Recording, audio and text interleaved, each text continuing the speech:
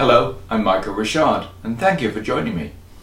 Today I'm going to talk about confidence, and confidence as it relates to FileMaker. But first of all, let's talk about what confidence is. There are two main types of confidence.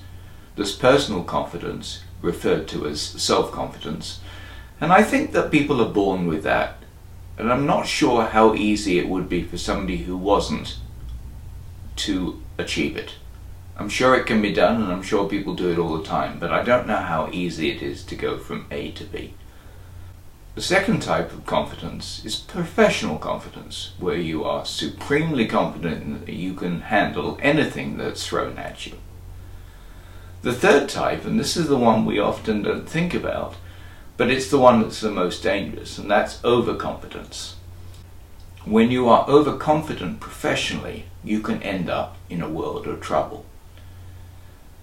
My first professional job as a FileMaker developer was back in 1987.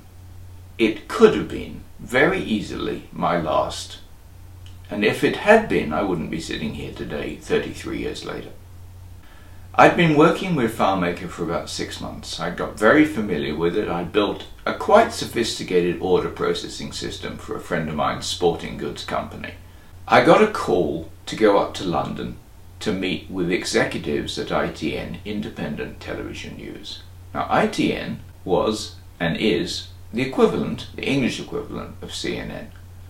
And what they wanted to do, they wanted me to do, was to build them a series of linked spreadsheets to handle and manage the annual budgeting process, which was over, I think, 87 different departments and a total amount of $127 million. Now, in 1987, that was a lot of money. Well, they told me what they wanted, and I said, you can't do it on a spreadsheet. It's absolutely unmanageable, impossible, can't be done. And if I tried to do it, you'd hate me forever. And they said, well, what would you recommend? And I said, I know this program called FileMaker. It's a database program, and that's what you need. Anyway, they asked me if I could do it in 3 weeks. And with the naivety and overconfidence of somebody who was convinced they could do anything, I said sure. Now, in retrospect, if somebody asked me to do that same project now, I would have said it's a minimum 3 months project, and most likely it's 6 months. But I agreed to do it in 3 weeks. So that following Monday morning, I went into the office. They'd set up a computer for me, a new Mac, they'd got the software, and they got me a desk. And I sat down and I stared at that computer all day. I didn't touch the keyboard, I didn't move other than go and get coffee or use the bathroom. And that evening I went home and I went to sleep. I went in on Tuesday and did the same thing. And on Wednesday I did the same thing. And on Thursday I did the same thing. And on Friday I did the same thing with one slight difference. I was thinking to myself, I've just screwed the pooch. I put myself in a situation that I cannot get out of because I have absolutely no idea how to do this. Anyway, I went home and I had a very restless weekend. I was thinking constantly about what I was going to do or how I was going to do it, and I couldn't come up with an answer. And finally I went to sleep on Sunday night, and Monday morning I woke up at about 4 o'clock, knowing exactly how I was going to do it. Not the details, but just the principle. Anyway, to cut a long story short, I managed to get this incredibly complex project done in 10 days.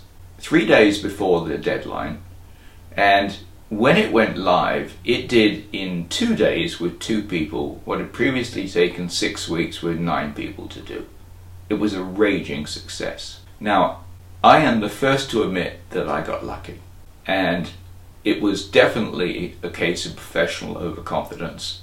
But the principle I took away from it is that if you believe you can do something, you can. And if you don't believe you can, you can't. It's as simple as that. And I've always regarded every project as being within my capabilities. Now, sometimes I've had to really dig deep and think outside the box to do so. But in order to have professional confidence, you have to have belief in your abilities. And that's where we are today. Now, I'm sharing this story just as a cautionary tale because it could so easily have gone wrong. And I hope that you'll get a chuckle or two out of it. at my naivety and my overconfidence. I'm Michael Rashad. Thanks for watching. Bye bye.